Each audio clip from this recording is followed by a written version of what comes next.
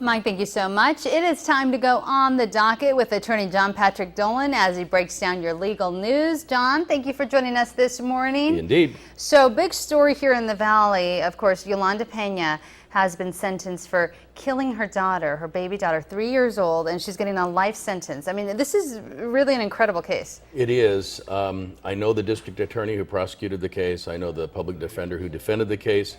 And I know the judge, and I think uniformly they say this is one of the most difficult cases they've had to deal with in the last decade or more. The poor young child was obviously, from the evidence, severely beaten and killed. The other two daughters, who actually testified in court yesterday, have now lost their mother and have apparently been the subject of abuse themselves. There's no way to put a pretty face on it. There's no way to explain the behavior. Anytime a defense lawyer is in a case like this, you want to look to mental health issues and try and figure out why would somebody behave in such a fashion.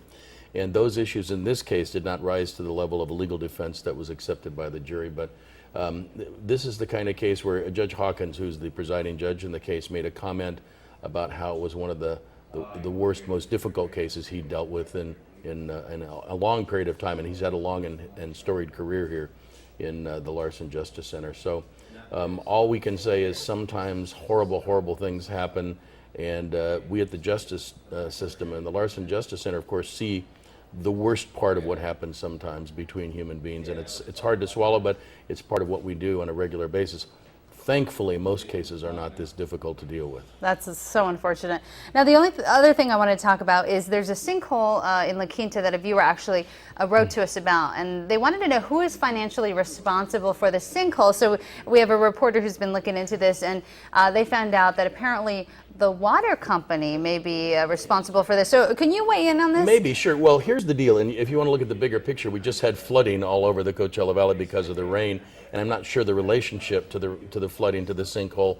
But you begin with the proposition everybody's responsible for their own property. So I'm responsible for my house, the city's responsible for city property, whoever owns a building is responsible for their building. The next level is you want to have insurance to ward off things that are difficult, like somebody slips and falls on your front porch. You don't want to have to pay for any damages out of your own pocket, so you buy insurance for that. Insurance companies have something called exclusions, like acts of God.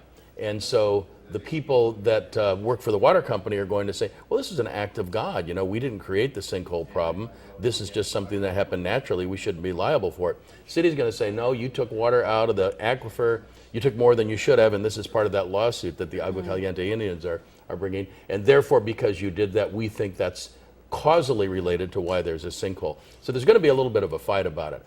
The big picture is most of the time those who are being asked to pay, whether it's an insurance company or a water company or anybody else, are going to say this was an act of God, and the people who are looking for compensation are going to say, no, you should have foreseen this would happen, and because you didn't foresee it and because you are causally responsible for it, you're going to have to pay. So this is not one that's going to be settled anytime soon, but it's a little weird because we normally don't see sinkholes out here. They're normally in Florida. Well, that's right, John. Thank you so much. We have your information on the screen, so if you want to get a hold of John Patrick Dolan, you can go to dolanlawoffices.com. And I also want to mention that we'll have more on that story tonight at 11 p.m.